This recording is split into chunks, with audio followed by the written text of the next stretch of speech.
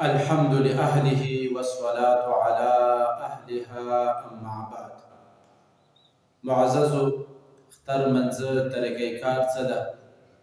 څه طریقې سره اختر منځ کیږي؟ الجواب وبالله التوفیق. معززو اختر منزل لپاره طریقه دا ده چې کله امام او مقتدیان منځ په ارادې باندې ودرېږي نو نیت به دا وکړي چې 2 رکعاته وړه اختر واجب لمونځ کوم سره د ټولو تکبیرونو. بیا به هغه نه بعد امام او مقتدیان دواړه الله اکبر به وکړي او امام او مقتدیان دواړه نامه باندې به لاسونه کیږدي او یعنې نامه نه لاندې به لاسونه کیږدي.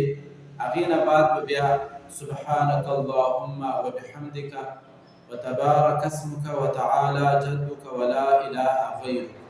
امام او مقتدیان دواړو دا ثنا ویله. دینه بعد بیا امام او مقتدیان دواړه تکبیرونه شروع کړي.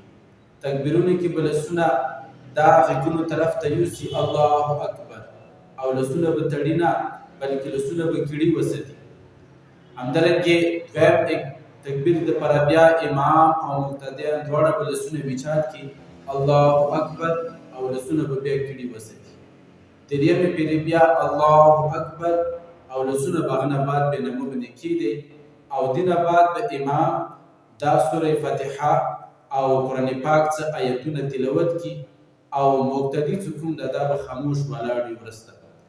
او دینه بعد به بیا عام کومه طریقه ده د منځه هغې مطابق رکوع او سجدې ته به امام لاړ شي. رکوع دواړه سجدې به وکړي. هغه نه بعد به امام او مقتدیان دواړه بیا به رویچات شي. دویم رکعت ده. دویم رکعت ته چې کله رویچات شي بیا به لاسونه دواړه وتړي امام او مقتدیان سوره فاتحه او قرآن پاک څه آیتونه دا به امام تلاوت کړي. هغې نه بعد به بیا اولې پیرې یعنې اول کوم رکعت کې تکبیرونه شوي یعنې هغې طریقې سره به بیا تکبیرونه شروع کړي. الله اکبر امام او مقتدیان دواړه لاسونه به ویچات کړي او لاسونه به بیا کیړي وساتي. همدغه طریقې سره دویمې پیرې به بیا لاسونه ویچات کړي الله اکبر بیا به لاسونه کیړي وساتي.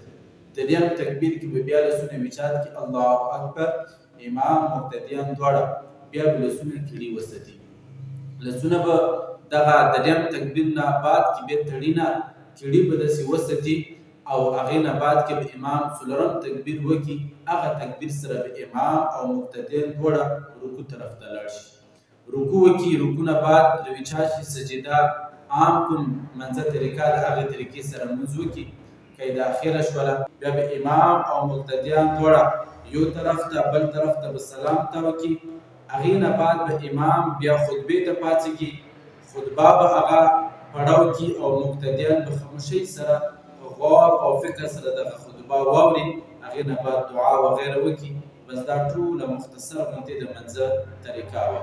والسلام علیکم ورحمة الله وبرکاته.